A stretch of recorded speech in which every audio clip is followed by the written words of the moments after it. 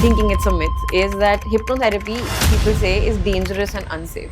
That happens really rarely. So in good hands, it's very, very safe. Around hypnotherapy, there are a lot of myths. 3 reasons why people should definitely opt for hypnotherapy. Fear and phobias which are sabotaging your life, fear of flying, fear of water, you can't experience water, you can't take a flight. Those moments and those incidents are playing, a person might start reacting in a certain way. You already have a talent and it can enhance it for you. Hypnotherapy, hypnotism and past life regression. So, Okay. अगर इनमें क्या कोई फर्क है and if there's a difference, how do you differentiate all these? Letting the client experience, it's almost like a guided meditation kind of experience. That is all the time I always hear that कि मैं वहाँ कहीं रह तो नहीं जाऊँगा. By sharing it you become calm immediately. Your body's way of resisting to the uncertainty that they might experience, if they come into the session with another issue, can they also change their core nature? So you're totally looking at your own problem at a very micro level and a macro level. Power of subconscious mind. So it's 6,000 times or 8,000 times more powerful than your conscious mind. Hi guys, thank you so much for watching Dear Unconventionals and welcome back. Today we are going to dive into a topic that is often misunderstood and will debunk certain myths around the same. For that with us, we have Dr. Richa Dhamija, a certified and registered dental hypnotherapist who has changed and transformed countless lives. Let's meet her today. Welcome to the show, ma'am. Thank you. And it's a pleasure to have you. Thank you for letting us shoot at your place also.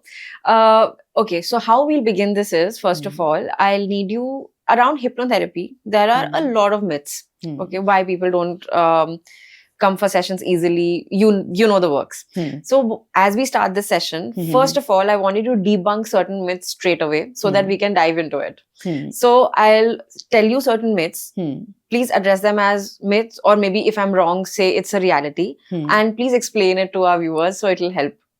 So my first myth that I have is, thinking it's a myth, is that hypnotherapy, people say, is dangerous and unsafe.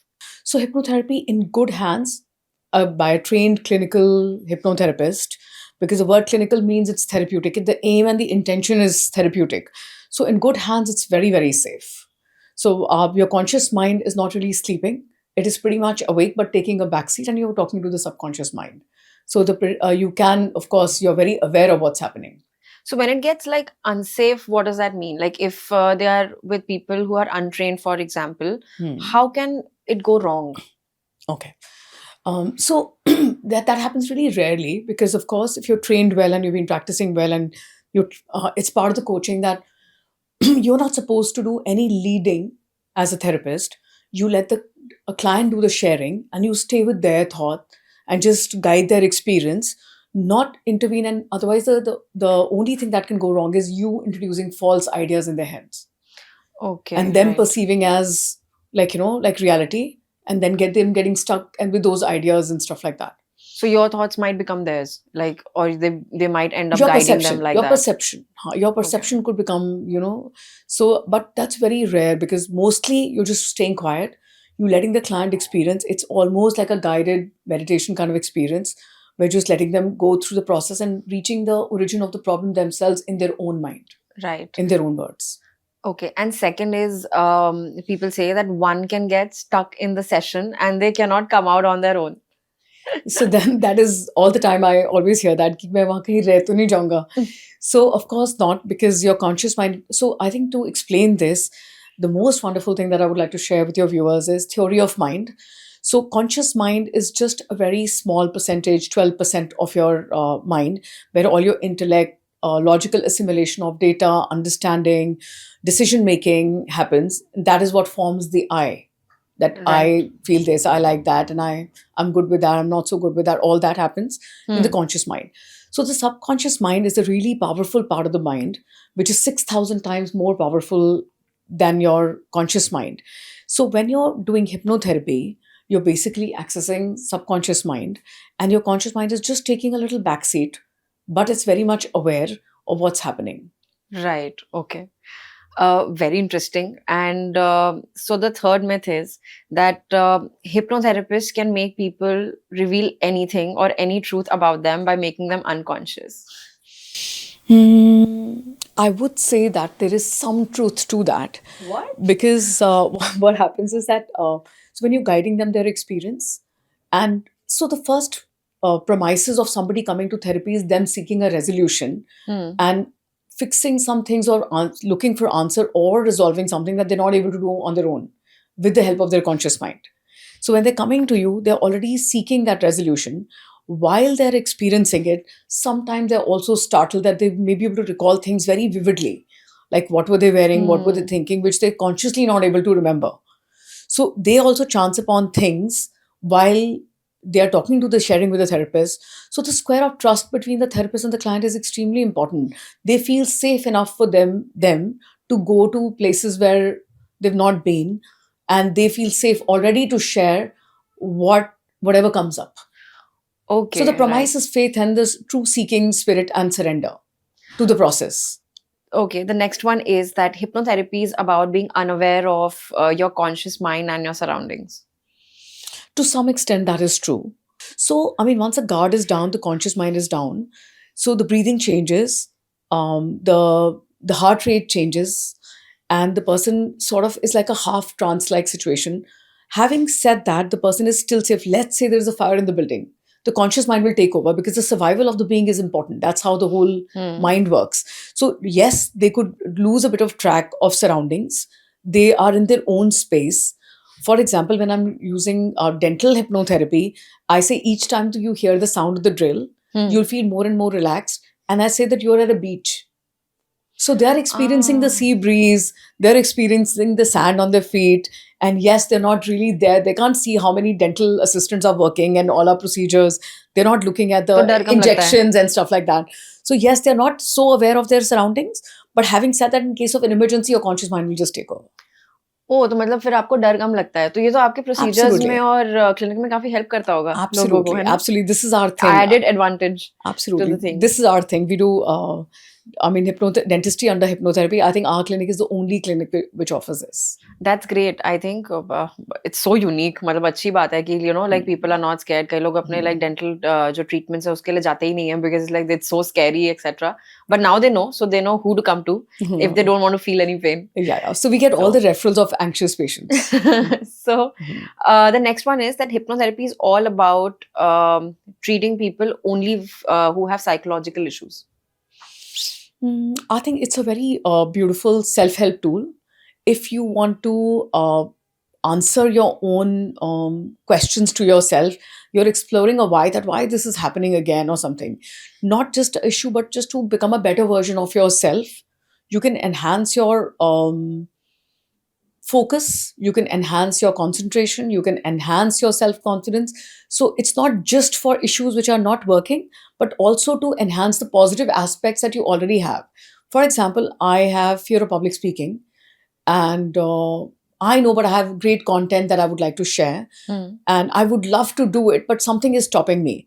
So hypnotherapy can help you become a more confident public speaker.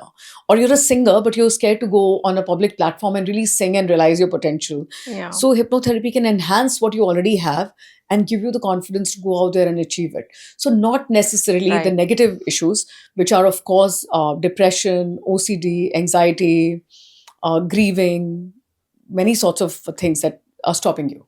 Right. लोग ना बहुत सारी ma'am जैसे they watch a lot of movies तो उन्हें लगता है कि it's about hypnotising a person. Hypnotising में जैसे अगर हम लेमैन टर्म में बोलेंगे, अगर मैं किसी से भी मतलब पूछूंगी तो कि अच्छा I am going to a hypnotherapist, तो उन्हें लगेगा कि अच्छा oh did they do the pendulum thing कि तुम्हें नींद आ रही है and all that. So the other myth is that in hypnotherapy do hypnotherapist so called in this relation hypnotize the person? Oh, this is a favorite one to answer. So they are related and not related. Okay. So when you're doing, I will explain hypnotherapy first and then go to the stage part of things. So hypnotherapy per se is clinical hypnotherapy. The therapy means the aim and intent is to make something better, cure or resolve, or get something, enhance something. So the hypnotism is for the drama and the stage of it. The tools are similar, not exactly the same, but the intent is different. So on the stage, if somebody wants to showcase that your hand is feeling really numb, or now you know that you can't move, So, I mean, it is really real, and that is for the stage show and the whole impact of it. The So, stage hypnosis. yeah, the stage hypnosis. I mean, and of course, that's more fun and the more, what you call, catches more media attention. And it's like, group of people are being hypnotized and group hypnotism and single Hmm. stage hypnotism. So, there's a lot of fun and drama in there to demonstrate how you can train you can basically make the other person experience that they just can't move, or they'll follow the commands of the hypnotist. So yes, they're related and not related, because in the therapy environment, this is like an adjunct to all the medical fields. Like for me, dentistry, but Hmm. all the medical fields. Like the interesting part is you can do hypnobirthing. So you're doing the hypnosis, and the person who's giving birth to a child sometimes do not require the epidural anesthesia, which is given in the spine, Hmm. and you can just ease by hypnotherapy relaxation process. You can just have the childbirth in a very easy manner. So the Oh. intent is clinical hypnotherapy to do therapy, Hmm. make something resolve or come together with a medical or a psychotherapy field also to enhance the result, and that is just for fun and stage. Oh, but ये reality में नहीं होता ना Not so कि easy. मतलब Like sessions में अगर बोले आपके पास कोई सेशन के लिए आया तो आप ये तो नहीं कर सकते no, it's not no, that कि अच्छा no, ठीक no, है no, because no, it will no. be which will bring me to my next myth which is Huh. kind of interrelated which is that hypnotherapists are believed to read people's minds and control their actions. Not without their permission. That is the answer. Not without their permission. If the client is coming to me with an issue that they want resolving, But then I ma'am have their read your permission. mind तो होगा नहीं ना read your mind तो फिर जो उन्होंने नहीं बोला वो आपने नहीं सुना. So I would say use the word insight, not reading your mind. You become insightful. If a client has been coming to me over a period of time, I become very insightful about them. So when they are going through session, I can understand from their expression what they're going through and what they're feeling. If there's fear, if they're scared, or if they're feeling small or sheepish or troubled or stuck or something like that. But no mind reading. So Okay. insight, I would say. Perception and insight about your client, but no mind reading. And the final one is that hypnotherapists can have an impact of the session on themselves as well. Okay, so what my coaching says is that if you are feeling very triggered and getting overwhelmed with your client's pain, that means your own self work is due. You also go see a therapist.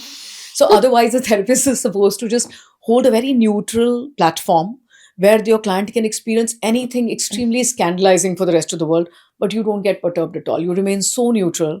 You just acknowledge and let them validate their feelings and just hold a safe space for them to experience what they are experiencing. Right. So, ma'am, ये तो थे certain myths. Along the way, of course, I'm sure with your answers, we'll debunk a few by itself also. But now coming to something interesting, कि बहुत सारे terms हैं जो use होते हैं एक साथ कई बार, and people don't know the differentiation between them. So, what would you say is hypnotherapy, hypnotism, and past life regression? So, Okay. अगर इनमें क्या कोई फर्क है, and if there's a difference, how do you differentiate all these? So again, that really interests me. What happened was I'll share it with my story, and all this will become clear. So I think hypnotism and hypnotherapy we already addressed, right? Yeah. So past life regression and hypnotherapy ka relation बहुत interesting है. What happens is, for example, when I did a diploma in medical and dental hypnotherapy, and I was using it for my dental practice and my dental patients. So I realized sometimes they will reach a space which has a texture of something that is not happening in their present life. Okay. A chapter has opened up which is not a part of their present life. And so I retrained and relearned and advanced my skill from hypnotherapy to past life regression, because whatever the client is experiencing is very real for them. So hypnotherapy remains still inner child work. A child had a bad dental experience when they were 7, when they were 8, or when they were even younger, 4, and they remember that. And each time they see a dentist or the drill or the white coat or something, and something just acts like a trigger, but the unresolved trauma is already there in the patient. So that is hypnotherapy. I can calm them, I can relax them, I can address the anxiety with hypnotherapy methods. But if my client said that I'm feeling extreme fear and I am in some island and I'm marooned and there's nobody around me and I'm isolated, that kind of fear. So dental fear leading to a fear where they're experiencing some other time, which they know it's not from this lifetime. Acha. So it's an extension of hypnotherapy. If something like that opens up for the client and they feel it's their past life, so you honor and validate whatever your client is experiencing, and the past life treatment is done like past life experience, and not invalidating if the client is saying that's a past life experience. And there is amazing therapeutic value in doing past life therapy as well, because we believe that whatever issue is really extreme for the client and in the present moment the adult of today is experiencing, and if they feel that it's ongoing from past lives, if you make take if you they say they've already regressed while you're holding the space for their therapy, so you let them experience it, complete it, and resolve it and heal the past life, the Hmm. client feels a tangible shift in their issue in the present moment of today. Right. So hypnotherapy and past life, I would say, is an extension of hypnotherapy. If something you're guiding the person, regressing them back to the origin of their problem. So if they feel origin of the problem is in this life, then it's hypnotherapy. If they feel the origin of the same issue is in some past life, which is open for them and they are experiencing real time very vividly and deeply, so you heal that, and that's past life healing therapy.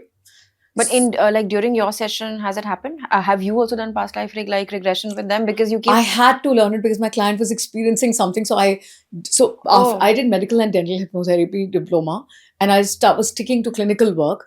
But while I was doing practicing that, a lot of things opened for my client, and I learned past life regression as well from an institute in Netherlands called TASO, and I can do past life regression as well and honor it like any regression and resolving it like any issue.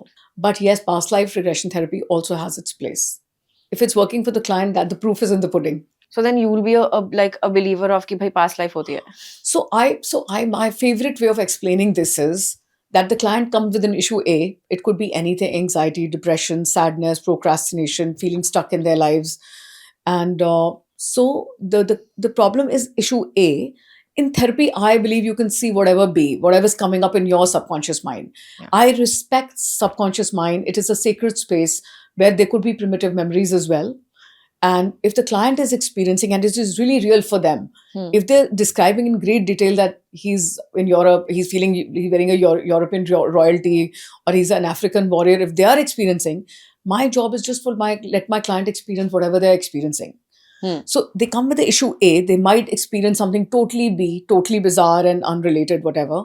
But I believe with my work of my years of work now, I believe that whatever they are experiencing, if you let them experience and let them feel healed about it and feel resolved with whatever they're experiencing, you always get the result C, which is calm, light, and efficient in your daily life, with your work, with your interpersonal relationship.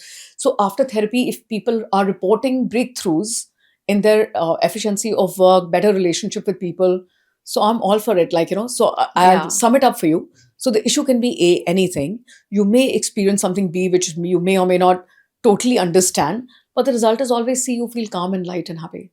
Oh, So great. that's So, which brings me to my next question. Then, how does hypnotherapy help people and tap into their subconscious? And what is the result that they experience in the end? Is it this A, B, and C that you're talking about? so tapping into subconscious mind is you have hypnotherapy method different. There are many methods, and different methods work for different people. When you're working with them, you understand what method is working for them best. So you could do a reverse counting method, a progressive muscle relaxation method, or you ask them to stare at a certain point and do the reverse count. So there are multiple ways. Or you say that you visualize yourself, you're in a comfortable room where you're in charge of yourself. So you create a safe space for client to experience something more deeply. So what it can resolve for them is they can they can heal unresolved trauma. For example, they are in a certain. For example, I would quote a client without names that a guy came to me. Anybody who screamed in a loud voice, he just couldn't take it, and whether it was a work situation or a personal situation, he'll just leave the room and just lock himself. He could not experience a conflict resolution by talking. If somebody just made the voice louder, the personality will shrink. He will just behave childlike, like either cry or Oh. leave the room or something like that. So this is what so we believe that it's unresolved trauma from the past, that in childhood somebody was screaming loudly at you and you were the child. So the trigger is a loud voice and you become the child again. So this is something we Right. call inner child work, that what you can unresolved trauma for the child, experience by the child, when the adult of today understand what they went themselves like a child, and they understand that, oh, it was happened in that context, and at that time the child did not have the resources or the wisdom to understand the real working of whatever the real understanding of their issue. And once they understand from today's understanding, the wisdom connects and the dots join, and whatever they are feeling, they eventually they will not be triggered with loud voices. So this can be Oh. achieved in 6 to 8 sessions. But when you are doing the session, so that's the like result that they can experience. Yes. That when That for you can drop such the a long time, triggers. you can drop So the you begin triggers. instead of reacting in a situation very emotionally and all the emotions triggered and being all over, you can just respond like an adult and have a real conversation Oh, that's also without getting doable. I triggered. think it's very important that people know that they react a certain way and it can still be like treated in this manner. Um, when you are doing your sessions, during your sessions, and when you are willing to achieve this result, what happens in the first session that they come? Because that is just, as you also put it, that is just like scratching the surface. But in hypnotherapy, just for them to have that belief that in the end, this is the result that they will achieve, what is it that they go through in the first session to get that belief? Okay, so in the first session, you basically let the client lead the conversation. You just understand their issues without invalidating whatever they're experiencing. You educate them about theory of mind. And also, I can just tell them from my experience that usually you may respond in 6 to 8 sessions, but you could respond in 2 sessions as well. So I had this person, we were doing an online session from Malta, and he had been to many therapists already before, and he had panic attacks. So when we did on the second session onwards, he just stopped having panic attacks completely. But this, when I'm meeting the client for the first time, I do tell them that it could be really quick, the resolution, or take a while, but not usually more than 6 to 8 sessions. When you meet someone in the first session, do you come to know like usually whether they'll be back for the next one or not? Because first session में शायद उतना belief बन नहीं पाता होगा because they don't know कि what's going to come up. Pretty possible. But my practice mostly is word of mouth, and they already know from their friends that it's working for their friends. The most interesting part, what I really like about this work is, so usually people who are going through this therapy, one of their friends will notice them and say, there's something different about you. And that is when they share their story. So that friend has already observed the positive change in their close friend or close relative or somebody. They've seen it. So it's very interesting. By the time they come, at least this is my experience, they already have made up their mind. Oh, they're going to They go ahead already with have this, made up their mind that, one of my friends has benefited and I want to resolve something too. And I prepped them in the beginning only that it may not happen in the first session. And your critical filter is really guarding you. So you're sitting there and the conversation in your intellectual mind could be going like, oh, she's younger than me. What can she do for me? Oh, she's dressed in this manner. Maybe she's not really serious, or maybe she's frivolous. Or they're taking in the place. They're just looking at things. So there are too many things to you're questioning at that point. Experiencing a new space, speaking to a new therapist or a new person, not feeling very confident if you're really very willing to reveal your dark side and your biggest, deepest, darkest issues. So the square of trust happens between the clients and therapist over a period of time. The therapist also learns what methods will work for this client, and they get to know them at a deeper level, and really deep sessions happen not at the outset, maybe later. When, ma'am, when somebody is born, they are born with inherent qualities, core nature, and their experiences and their day-to-day life also shapes them and their nature as in when they grow older and older. When they come for the hypnotherapy sessions, can a person's, say for example, impulsiveness or core nature also change whether they are reacting aggressively to a situation or not? Like, it may not be a huge issue, like you said about this colleague, that if somebody would scream loudly, he would go lock himself up. That inner child would come out. But there are some people who inherently don't react well to loud speaking, or are impulsive or are aggressive, something like that. But if they come into the session with another issue, can they also change their core nature? It's very interesting. I will do the audacity of saying yes. Oh my So it's God. audacious of me to say yes, but yes, you can. Because people say ना core nature नहीं बदलता आपका. Absolutely. So you define yourself in a certain manner and you say that this is the core of me, this is inherently me, is what people say. As long as you are willing to benefit by the change in the inherent nature that you have. हाँ. Let's say you're impulsive and you're taking very rash decisions in your life, and you are the one who come to me and I really want to change that inherent nature of mine that I'm impulsive, for example. That's my core nature. I can't change it. And I've done everything and I'm not able to change it. हाँ. Okay, when people are guiding me, showing me the red flags, waving red flags in my face, even then I'm impulsive about my stuff.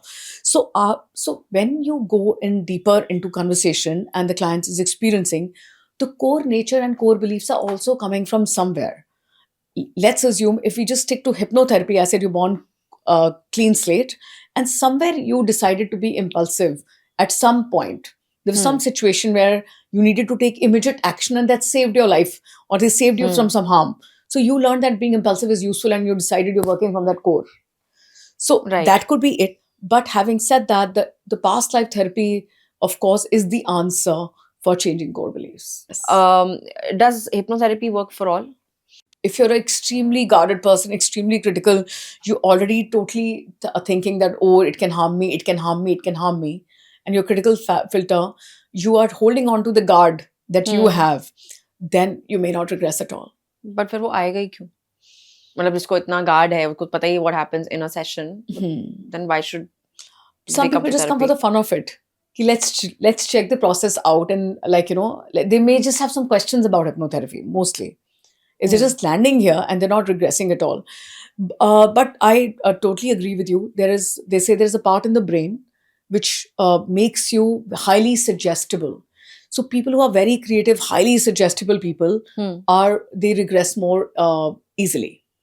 So I would say that you may not go so deep into trance because you're still critical of the procedure. But over a period of time, the person who's not getting hypnotized can get hypnotized if they stay at it. In your opinion, now that you mentioned subconscious mind, in your opinion, how powerful is the subconscious mind, and what do you experience, or what does a person experience once you activate it?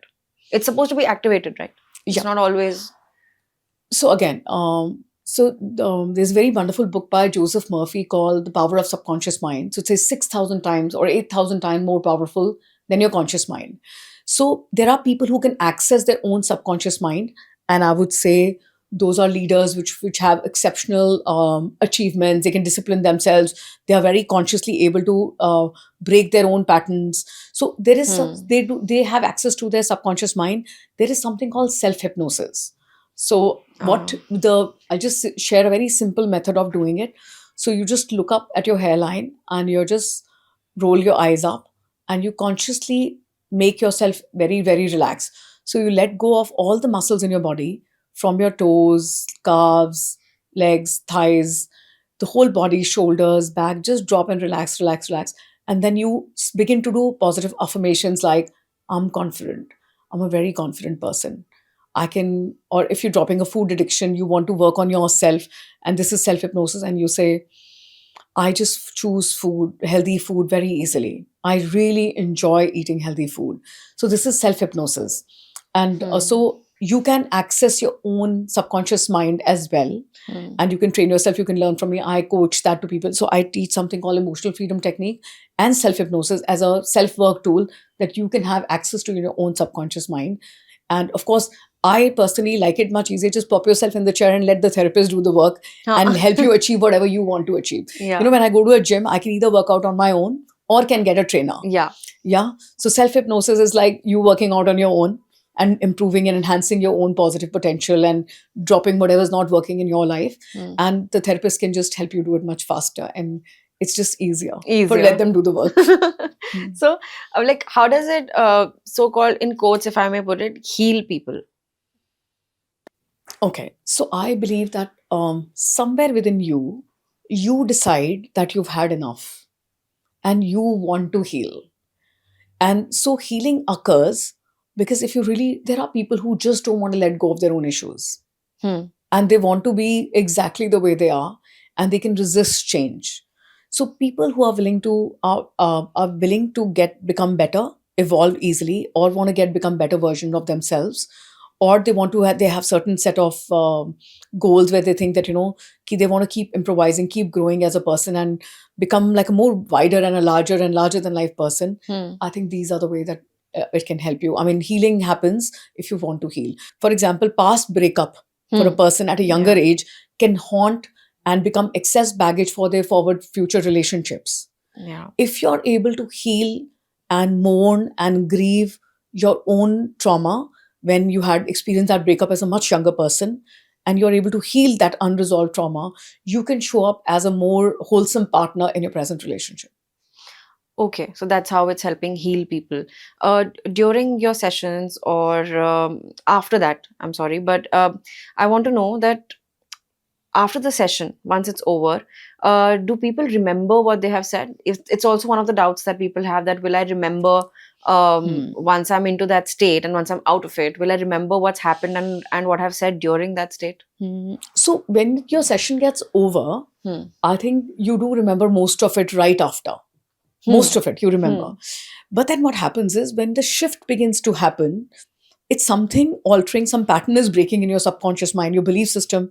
So once it's done, the purpose that it's done, you may or may not remember your session, but you begin to notice the change within you, because nobody knows you better than you yourself. Hmm. When something is changing within you, you know something is changing, and your focus becomes that, and you totally forget the story that it was. Again, going back to saying that you come with an issue A, you experience something B. So the experience itself becomes something totally B and irrelevant, because the C becomes important. The issue A is not so strong or excessive anymore. It's Hmm. reduced drastically, and you're feeling more calm and functional in your everyday life. Right. In fact, during the session, I have to ask you that when the sessions are happening, there are people who have experienced some kind of like, as much the room is cozy, it's warm, but they experience some kind of shivers or they feel cold during when the session is happening. Do you think it's your body's way of resisting to the uncertainty that they might experience, or why So, is that? so it's a very interesting question, because I observe this all the time, that people feel cold, and like even in summers we keep like a cover handy for them Hmm. to Hmm. be comfortable.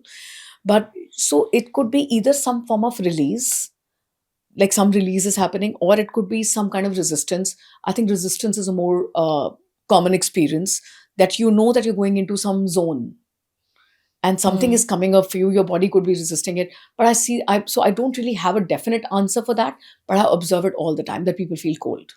They never feel hot. Ha, I Mostly was they about feel to cold. ask. Mostly they feel cold, unless they are already in a zone where they feel that I'm in a furnace. My house is caught fire. They're experiencing something so traumatic, So and then sweatpants they might can. happen. Then Yeah. they can. And so the other thing I really see a lot is when people are going through their experience, there's a lot of coughing, and they feel nausea and coughing. Sometimes they will feel that some part of their body is really hurting a lot, and when you release it and you heal the session, that goes away. तो ये तो हुआ ma'am during the session when they start feeling cold. Hmm. Um, Another thing that happens is I want to know that there are certain memories that they think about when Hmm. they are slowly hitting into their subconscious mind. They're slowly going backwards and trying to remember, etc. अब होता क्या है, when those moments and those incidents are playing, a person might start reacting in a certain way. Like, they might get teary eyed, even with Happens their all the eyes time. closed. They might feel the shivers, as we discussed, or anything like that. They can act and react however they feel like. But when they come back into their conscious mind, and then they are kind of talking about those incidents at any given point of time, they will act very normally for it, as if it doesn't make a difference Hmm. and all, right? Because जो subconscious mind में जो वो incidents उस time पे बोलते हैं, most likely they are incidents they actually just remember in day to day life also. याद है वो चीजें, कि हाँ ये चीज हुई थी, या at this age this had happened, at this phase of life this had happened. When you ask them, this might be the case. But why are their reactions when they're on a couch, if I may say so, Yeah, on a yeah. couch, and outside of it different? Okay, so when your during your hypnotherapy session, your subconscious mind is very suggestible. If I ask you, where are you feeling this anxiety in your body? Hmm. So the persons might say that it's in my stomach, it's in my gut, or it's in my heart, or it's my brain which is really anxious. So so of course in a normal state they will not say this, that it's in my gut, it's my throat, or it's in my mind or something.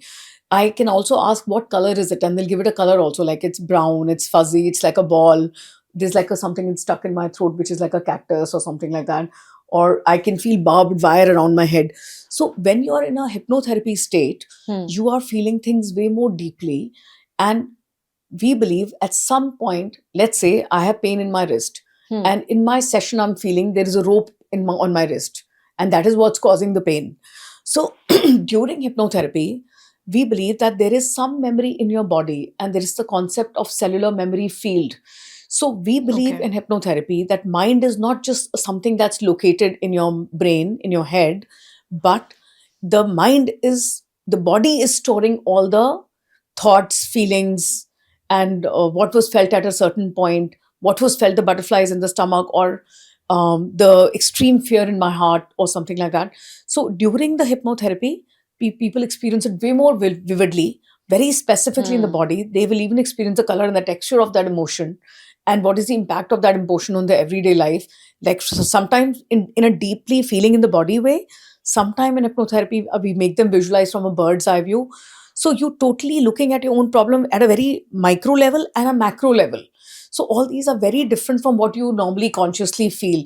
So in consciously in our life, we've subdued all these inner children, which are unresolved traumatic parts of our traumatized parts of us, to keep our life functional.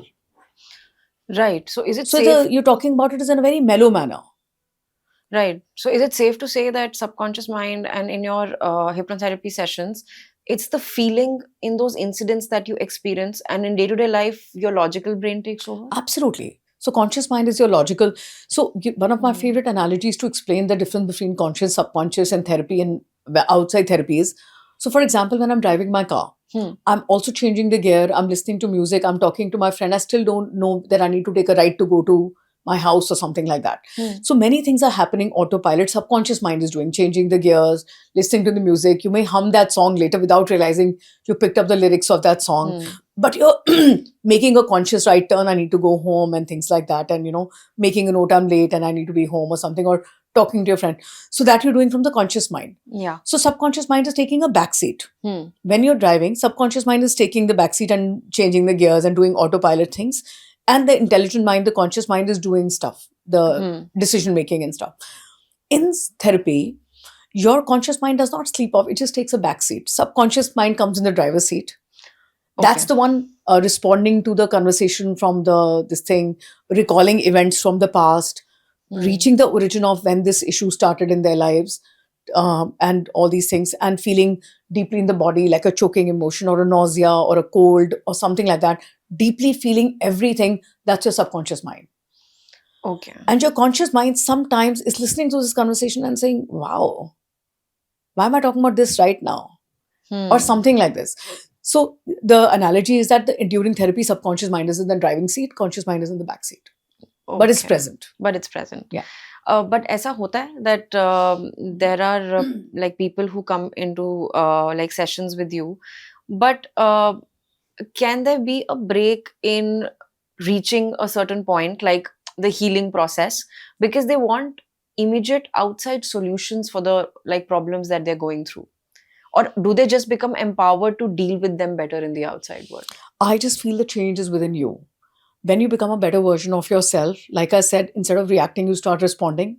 Hmm. Your life becomes more functional because you're dealing with your stuff with your therapist.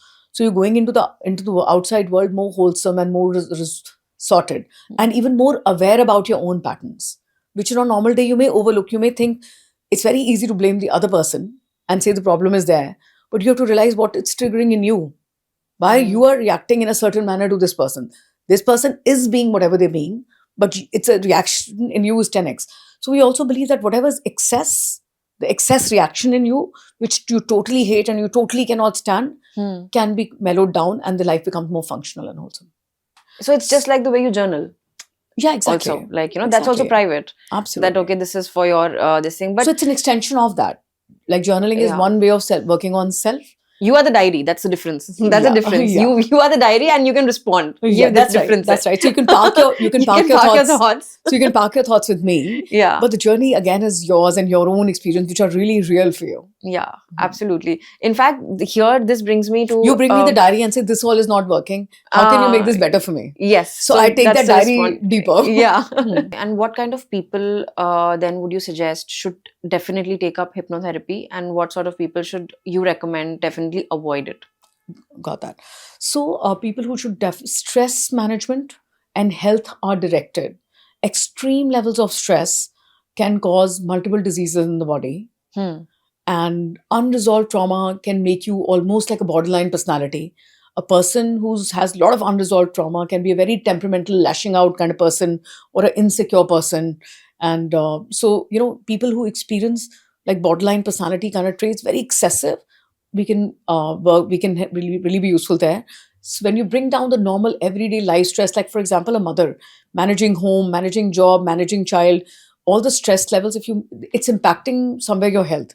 So, stress management, all sorts of fear and phobia. And on a positive note, what it can help is you already have a talent and it can enhance it for you. Okay. So it doesn't necessarily always, does it have to be stress when they have to reach out to you? Or could it just be, let's see what comes of it? Explore. Yeah, so people do that all the time. They want to come and explore that I'm this way. Why am I a certain way in a certain situation? And I want to explore my why. So sometimes people just come to explore the why. And of course, some people come for like real serious ailments. There are like at least 180 mentioned things that you can work on. So I'll share this really my own experience. My aunt was in the ICU, and I took the doctor's permission to go and do something called emotional freedom technique, that I do the tapping technique for her to make her feel safe. Because in ICU, the patient who's already gone to the ICU was already experiencing ventilator. They're constantly dealing with huge fear of dying. And the people dying, and there's so much suffering in that room. So, I mean, so these kind of things, it does works wonderful to what you call dissipate the fear, Right. bring it really down. Have there been times when in your assessment you have realized that a person not just requires this but needs to be under medication? Yes. What happens then? Yes, absolutely. So, there are certain things when I realize that, a person has element of hallucination, paranoia, schizophrenia, or I realize that the person has ADHD. Hypnotherapy requires focus and concentration. A person who does not find it easy to focus and concentrate, gets distracted very easily, is not the right client for hypnotherapy. Or schizophrenia, or sometimes bipolar. They may not benefit as much. So them you'd say you'd recommend to avoid it. Yes, hypnotherapy, yes. So we have something really brilliant, which I will not go into in this conversation. And maybe we'll do that when you approach me as the healing aspect of things I do. So there is something called surrogate therapies. There's something called family constellations. So that's a totally different gamut of things. But for today's conversation, I think we'll stick to hypnotherapy. How did, ma'am, this journey start for you, and how did Hope Nest happen? Okay. So House of Smiles is my dental clinic. So originally, when I was in 99, when I was studying at Cambridge University Hospital, I attended my first workshop on medical hypnosis. And I got to know about dental hypnosis as well. And since then, I was reading and very interested. And nothing intrigues me more than knowing deeper and deeper the patterns and the behavior of mind. And nothing is more trippy and juicy than reading about mind itself. So dental hypnosis, what it can do for my dental patients. I've been practicing dentistry for 30 years. I have a clinic called House of Smiles. So 10 years ago, I was treating a patient who was extremely phobic. So much so that she will not sleep the night before she had a dental appointment in the morning. And she said, I'm 50 years of age. I know my teeth are really getting bad. I really want to fix it, but I don't know why. I don't know why I'm not able to just face it. And I experience so much stress that I'm not able to make it to the dentist chair at all. I will take a U-turn and go back. And I've made appointments and I've cancelled appointments and not really reached. So I told her that this was about 10 years ago. I said, I have never done a case of dentistry under hypnotherapy, but would you want to try? My knowledge and research says it can really help you. At that point, I invited a hypnotherapist. And on a Sunday morning, my hypnotherapist induced her in hypnotherapy. And I did the dental work. And my patient could get 8 procedures done, which I can't even do for a regular client because there's something called the mouth fatigue. Hmm. So I don't do normal appointment more than 45 minutes. That particular client got 8 procedures done, who was very, very scared of getting a single dental procedure done, even sitting on the chair. So I My became such God. a believer. Then I went to UK and I got my medical and dental hypnosis diploma. And then I've been helping. I was originally helping my patient manage anxiety with dental, the sound of the drill, the injection phobia, the white coat phobia, all the associations you form in childhood about doctors, and you're fearful, and you're extremely fearful that you feel palpitations, you feel panic, Hmm. and you just want to run out of the dental chair and all of that. So even my very tall 6 feet patient becomes 7 year old and say, "Doctor, is it going to hurt me today?" Ah, in a baby like yes, voice. So yes. I was dealing with all of that. And then I started getting a lot of referral from other clinics about managing children and managing anxiety Right. patients. So I could make them calm and relaxed and then work on them. So I was practicing hypnotherapy and EFT for my dental patient in House of Smiles. And then COVID happened. Till then, I had already mastered the tools of hypnotherapy and I was always doing therapy for my friends and family. Hmm. But Hope Nest happened during COVID because the dental clinic shut down. Yeah. So we started doing therapy. So I believe that till that time, I had the mindset that I can't do it online. But of course, COVID made us do that. Hmm. So then I had clients from UK, US, Canada, Malta, and we were doing online sessions. And the more I was practicing it, the more I have been practicing it still just doesn't end intriguing me. I'm so wowed out with this.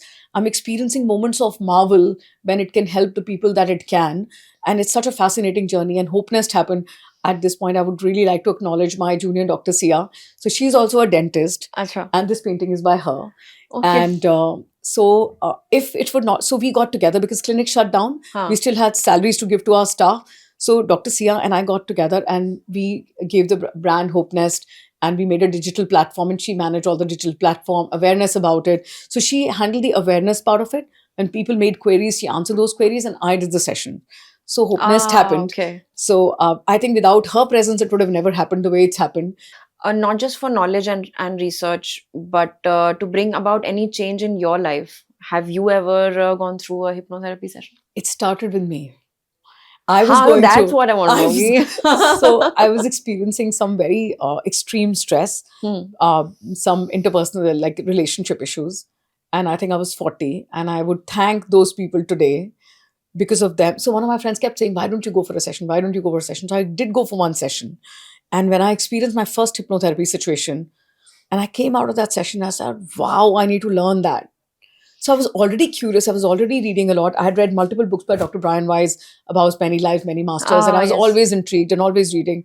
And then I went the formal education way. I did 1 year clinical hypnotherapy. I did past life regression. I learned family constellation. Became a coach for emotional freedom technique and the whole hog. And it started with me. The day I had gone for my first session, I had cancelled 18 patients in my dental clinic because I was so perturbed, so intensely disturbed that I couldn't show up at work. And for me, because I'm such a work is the center of my life, and me not showing up at work meant like a huge deal for me. That's what made me show up for my first session. Okay. So analogy that I gave, that I went with the issue A, I experienced something totally B, I experienced a past life. But what I felt is really effective and productive at work the next day. Yes. So I became a believer, and I'm very passionate about the work that I do, and I love to make people experience this. And now there's no turning back. No turning back. Ma'am, tell me, they always say कि, जब हम regular life में we are talking to people and we are sitting with them and they say that, keep your negative energies away, or you kind of run away from those energies generally, to be this thing. Does any session get heavy on you? And if it does, like, how do you, if I may say so, cleanse or unwind? Like, are the energies that the patient the patient is bringing in, does it ever get like transferable? Are the energies that way? So I would not say they're transferable because you've done so much self work yourself that you know how to guard your own energy. The Okay. only way you can be a good therapist, and each year you become a better therapist by practicing it, that you don't get triggered by any energy at all. But of course, if something feels like, of course, I don't plan too many sessions in a day. I always plan my own break. And if I need to, I walk on the ground. So I will go down and walk on the ground and do my own grounding. There are meditation practices that I do. There is something called emotional freedom technique the tapping that I do on certain. Which you did for that for your aunt, you said.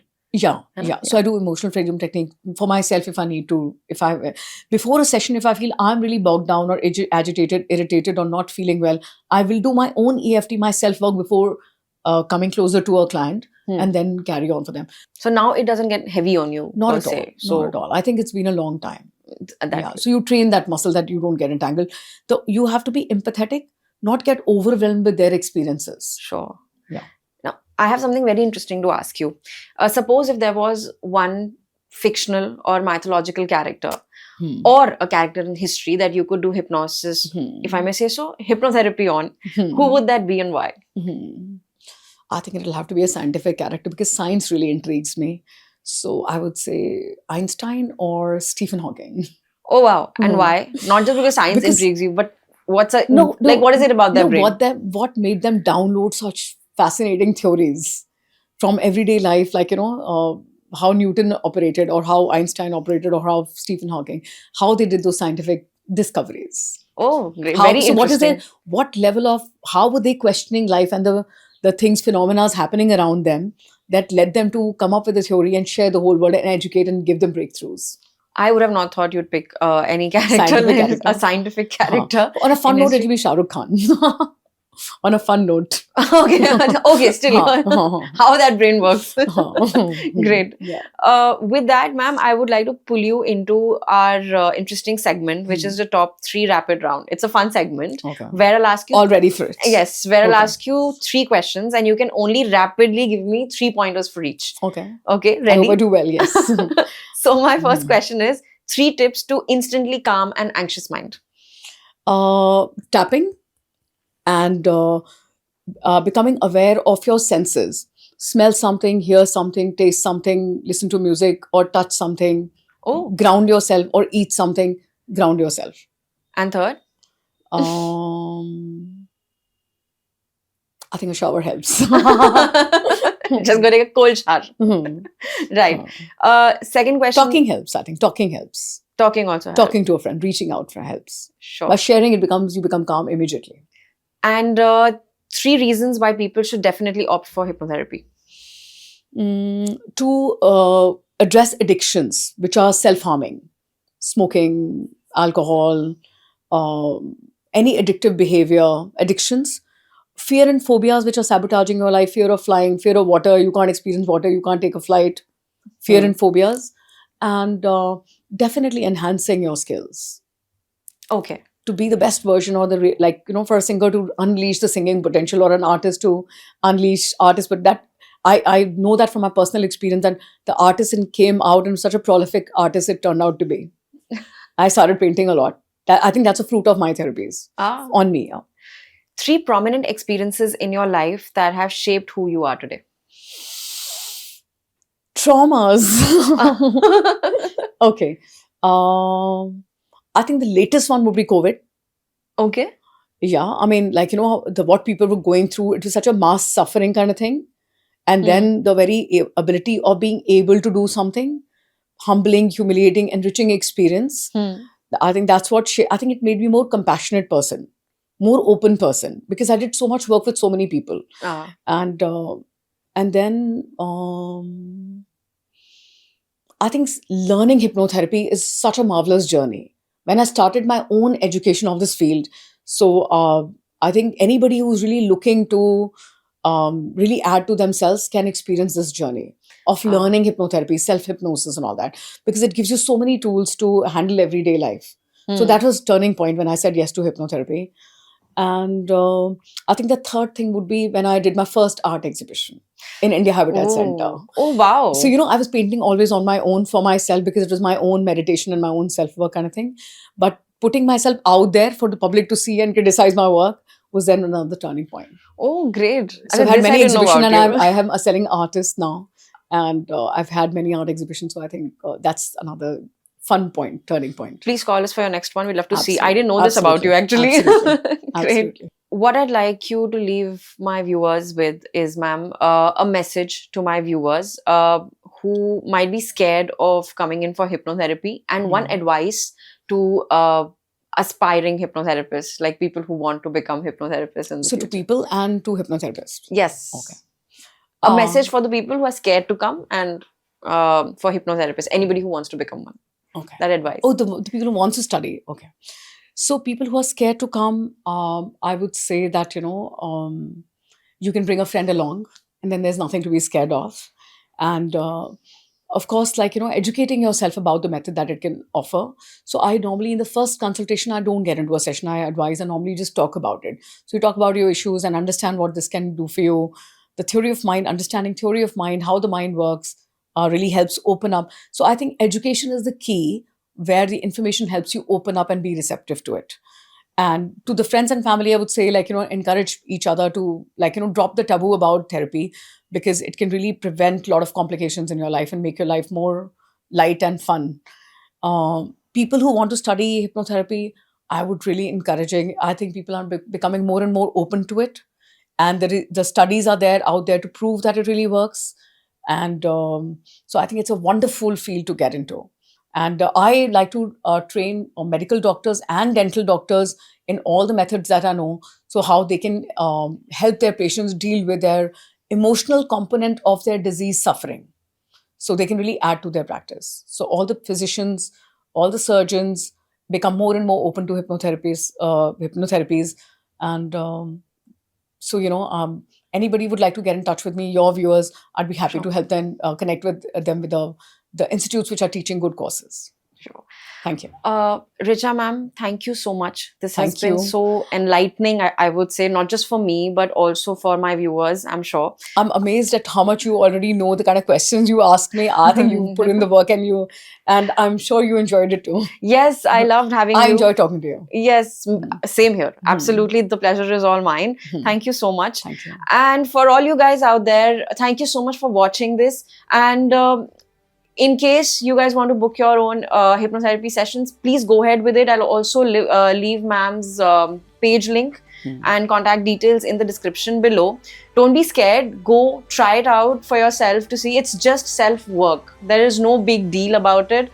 And please become better versions of yourself. And don't forget to be unconventional in life, guys. So thank you so much for watching. Like, share, and subscribe this video. See you guys next time on the next episode of Dear Unconventionals. Take care.